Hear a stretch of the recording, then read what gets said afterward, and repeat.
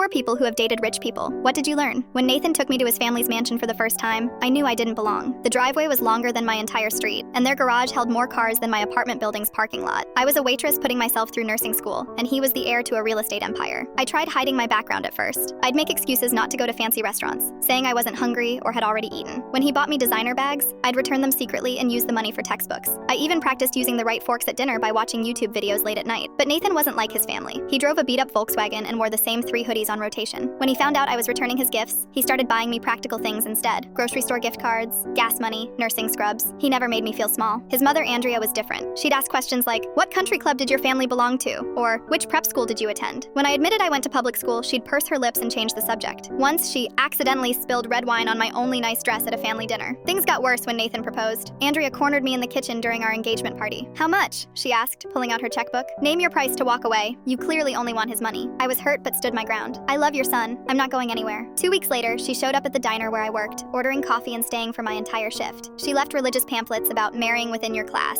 with her 10-cent tip. My hands shook so bad I dropped 3 plates that day. Then came the custody battle. Nathan's cousin Amy had lost her kids to social services after a drug relapse. She was rich, well-connected, and desperate to adopt, but no agency would approve her with her history. That's when she found Tommy. Tommy was a sweet 6-year-old boy from my old neighborhood. His mom was my regular at the diner, a single mother working 3 jobs. When she got sick with cancer, she asked me to help find Tommy a good home. I promised I would. Nathan and I applied to adopt Tommy. We had a stable home, good jobs, I'd finished nursing school by then, and so much love to give. The social worker loved us. Tommy would come for weekend visits, and we'd build blanket forts and make homemade pizzas together. But Andrea and Amy had other plans. They hired expensive lawyers, claiming we were financially unstable. They dug up my father's old DUIs, my mother's welfare records. They painted me as white trash trying to climb the social ladder through Nathan. The final blow came when they offered Tommy's dying mother $50,000 to change her recommendation to Amy. She was drowning in medical bills. She took the deal. I was destroyed. But Nathan surprised everyone. He walked into the final court hearing and announced he was giving up his trust fund, his inheritance, everything. "I choose my wife and Tommy," he said. "Keep your money." Andrea's face went white. Without Nathan's inheritance, their real estate empire would crumble. He was the only one who understood the modern market. Suddenly, Andrea's lawyer requested a recess.